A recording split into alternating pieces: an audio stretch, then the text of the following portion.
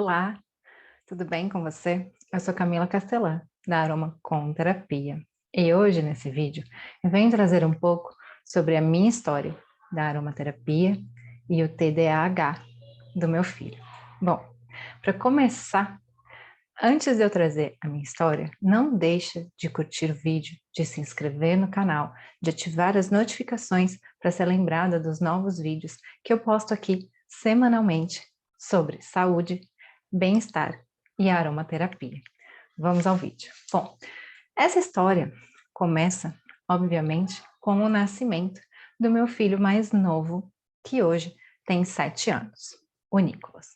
Hoje, o Nicolas, com 7 anos, recebeu um diagnóstico de TDAH e TOD, e ainda não fechamos um diagnóstico completo para TEA, mas TDAH e TOD, a gente já sabe que o Nicolas tem. E como que foram essas observações até a gente chegar no dia de hoje, com o Nicolas com 7 anos, para ser, então, diagnosticado com transtorno no déficit de atenção e hiperatividade, que é o TDAH, e o TOD, que é o transtorno opositor desafiador, que pode estar aí dentro de um espectro, que é o espectro autista. Então, o TEA é o transtorno do espectro autista e pode englobar aí várias siglas dessas que eu trouxe, né? Duas delas para você. Bom, essa história então começa quando o Nicolas nasce. Quando o Nicolas nasce, logo na maternidade, eu já percebo que ele é diferente dos meus outros filhos.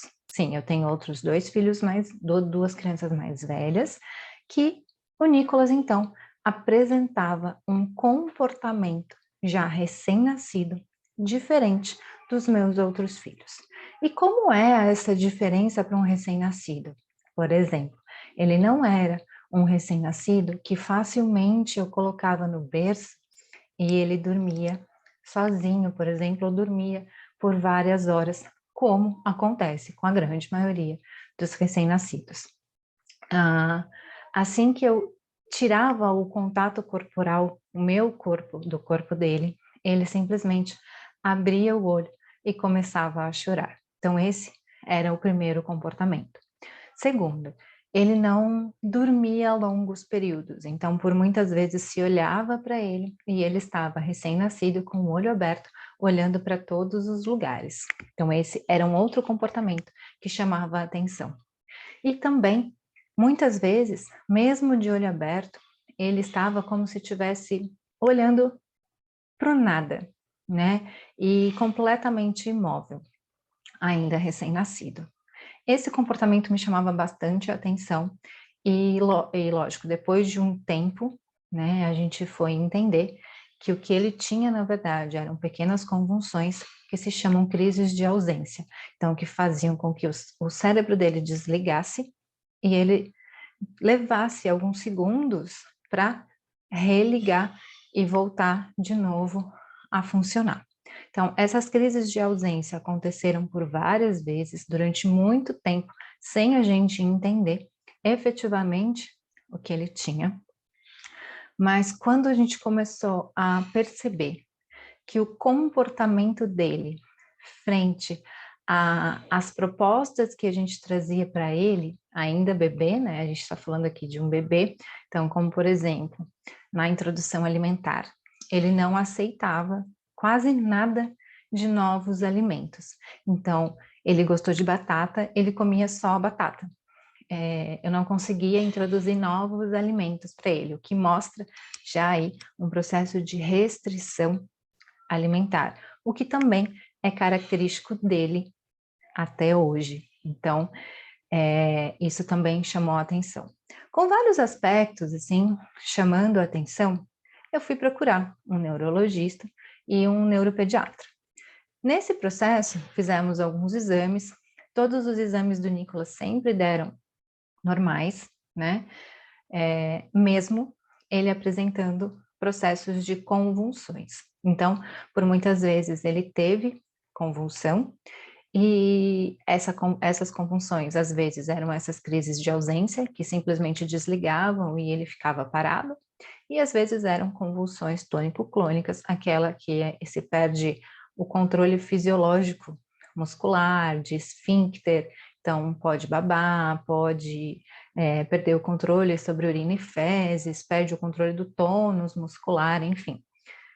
É uma coisa horrível de se viver como mãe, traz um medo enorme de como você vai lidar com o seu filho que você não sabe o que fazer, e que eu passei por isso algumas vezes com o Nicolas. Bom, quando ele começou a apresentar esses comportamentos de convulsões, ou quando ele começou a ter essas convulsões, as nossas pesquisas e os nossos olhares para ele, claro, aumentaram. Ele começou então a fazer uso de um medicamento para controlar as crises convulsivas, que ele usa até hoje, e claro, junto com o médico, a gente tem um cuidado para que essas convulsões não voltem a acontecer. Voltando para o comportamento, a gente percebia que ele tinha, e continua tendo, mas hoje está melhor, né, porque ele já passa por outros tratamentos, muita dificuldade de lidar com nãos, de lidar com frustrações, de aceitar coisas novas inseridas na rotina, que era muito difícil quebrar a rotina dele, introduzindo uma nova proposta, uma nova brincadeira, uma nova comida, que a rotina dele tinha que ser todo dia, sempre igual, para que ele não se perdesse com relação, principalmente, aos horários. Então, ele sabe que ele acorda e ele toma café, então se ele acordar e for fazer alguma outra coisa sem ser o tomar café, ele já não quer mais tomar café, porque para ele esse horário já passou, ele não fez exatamente como ele fazia. Então, se ele está fazendo alguma coisa no horário que para ele é de comer, ele também não almoça, porque passou do horário dele almoçar. Então, a gente começou a perceber que para ele a rotina era extremamente importante e precisava ser cumprida à risca. O Nicolas começou então a ir para a escola e muitos comportamentos começaram a surgir. Então, crises de raiva repentina, porque ele não conseguia prestar atenção e entender as atividades propostas pela escola. Ele não conseguia ficar sentado na aula para fazer a atividade proposta, então, como consequência, ele também não consegue aprender da mesma forma que as outras crianças. Então, isso traz um atraso no processo de aprendizagem da forma como a escola entrega esse aprendizagem, né? Que é dentro de um processo quadradinho, a criança precisa ficar sentada e aprender daquela forma. Então, isso tudo foi trazendo olhares e fez com que nós procurássemos, né, o psiquiatra, o neuropsicólogo, e foi aí que possibilidades de diagnósticos e de entender o que o Nicolas tinha começaram a surgir. Frente a essas condições de irritabilidade excessiva, muitas vezes a falta de sono, que eu vi já quando ele era bebê na maternidade, que ele basicamente não dormia, e ele passou muitos anos sem dormir, porque a gente não conseguia entender o porquê essa criança não dormia. Então, a gente passava longas noites acordados com o Nicolas, sem saber o que fazer, e isso tornava ele muito mais irritado, e a gente também muito mais cansado e estressado. Até que eu comecei a entender, eu comecei a estudar sobre aromaterapia e os óleos essenciais. Foi aí, então, que eu comecei a inserir na minha rotina como mãe, para trazer uma paz, uma tranquilidade, para conseguir lidar com as situações, né, frente a situações que eu estava sendo expostas que eram novas e extremamente estressantes e preocupantes, e para também trazer uma maior tranquilidade para ele, que inicialmente era o que a gente precisava, que ele ficasse mais tranquilo, principalmente no final da tarde, para que ele conseguisse dormir pelo menos algumas horas à noite. Então, a aromaterapia começou a entrar aí na rotina da minha casa, na rotina da minha vida, começou a me trazer mais calma, mais senso de percepção, melhor acolhimento do que eu estava sentindo e uma melhor reflexão do que eu como mãe sentia frente àquela situação para conseguir lidar melhor com aquilo. Comecei então a introduzir alguns óleos essenciais, como por exemplo o óleo de lavanda e o óleo de capim-limão, na rotina do Nicolas, para que ele sentisse um acolhimento, uma calma, uma tranquilidade. E hoje o óleo de lavanda é o escolhido do Nicolas para dormir todas as noites. Então, como ele mesmo diz, o óleo de lavanda me traz calma e me dá sono. E ele, até hoje, então, ele tem um forte laço com esse óleo que faz com que ele durma e tenha uma melhor qualidade e longevidade do sono até hoje. Claro que eu comecei a perceber, então, que os óleos essenciais podiam não só ajudar no estresse que eu sentia e a lidar com algumas situações, mas também que poderia me auxiliar a lidar com ele e que ele também começaria a entender melhor o que ele sentia e o que ele vivia durante o dia com o auxílio dos olhos. Então foi aí que eu comecei a estudar, que eu comecei a me profissionalizar e hoje, sim, sou aromaterapeuta profissional, trabalho com isso, já ensinei dezenas de pessoas a introduzirem os óleos essenciais nas suas rotinas, para si, como autocuidado, como autoamor, como melhoria de saúde, como melhoria de bem-estar, e também para tratamento em combinação com fármacos, né, que eu já vou contar essa história para vocês, que eu também passei aqui com o Nicolas e que eu estou vivendo nesse momento, e também fazendo o tratamento sem a ajuda de fármacos, de processos infecciosos, por exemplo, com o uso dos óleos essenciais. Mas voltando ao diagnóstico, então, o diagnóstico do Nicolas de TDAH e de TOD e de possível TEA está ainda em processo de fechamento. O TDAH e o TOD já foram confirmados através de alguns testes e de um olhar multidisciplinar de neuropsicólogo, de psicólogo, de pediatra, de neuropediatra e de neurologista. Então, esses profissionais, em conjunto, né, fizeram esse diagnóstico, o que me ajudou em muito trazer um suporte para o meu filho durante o dia.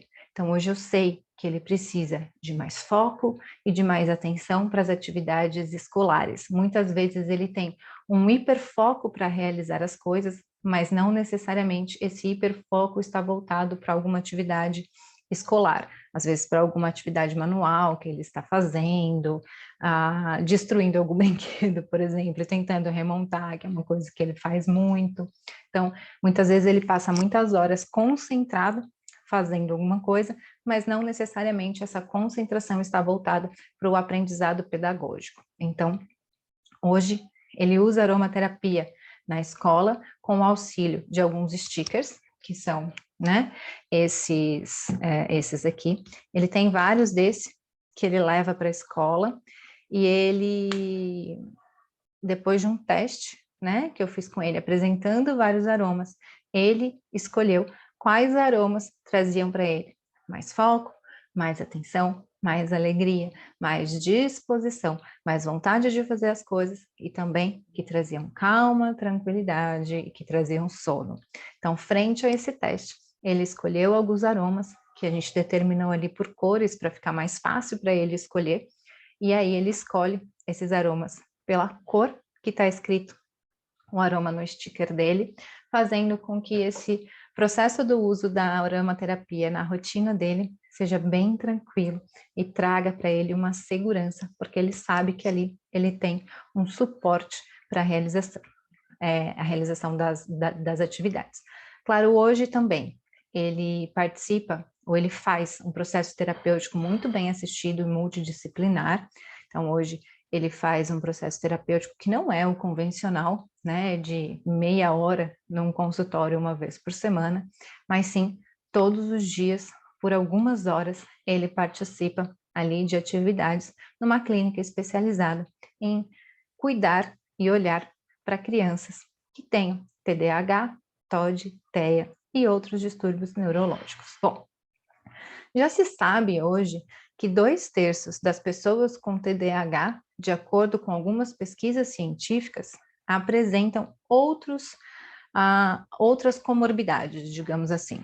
Entre elas, a disgrafia, que é a dificuldade de escrever, a dislexia, que é a troca ali de letras né, come letra para escrever a palavra e a pessoa não consegue nem identificar para ela estar escrito certo. A descalculia, que é a dificuldade de calcular, de se lidar com números. E o DEPAC, que é o distúrbio do processamento auditivo central, que as crianças, elas escutam, mas o processamento, a informação que chega para ela, muitas vezes é 70% a 80%. Então, o que causa uma confusão na mensagem que é recebida. Então, trazendo muitas vezes também dificuldade de aprendizado ou uma diminuição no acompanhamento, né, pedagógico na escola. E, claro, com o meu filho, isso também acontece. Hoje nós estamos vivendo um processo de um processo pedagógico de alfabetização com ele, que dentro desse olhar, né, o Nicolas está com um atraso pedagógico, porque ele ainda não sabe ler e ele não sabe escrever, e a gente está correndo atrás disso com ele, porque ele é uma criança muito inteligente, mas a forma como as informações chegam para ele perante a escola e essa educação convencional fazem com que ele tenha uma dificuldade de conseguir captar essas informações. Mas hoje também lidamos com isso através da ajuda de profissionais, médicos, psicólogos e neuropsicólogos, terapeutas ocupacionais, fonoaudiólogos, psicopedagogos, enfim, profissionais que trabalham aí no suporte e também com o auxílio da aromaterapia para manter uma rotina de vida saudável, de bem-estar, de tranquilidade, fazendo com que as atividades do dia a dia que precisam ser inseridas na rotina possam ser inseridas de forma calma, tranquila e com a atenção necessária que ele precisa ter para cada uma dessas atividades.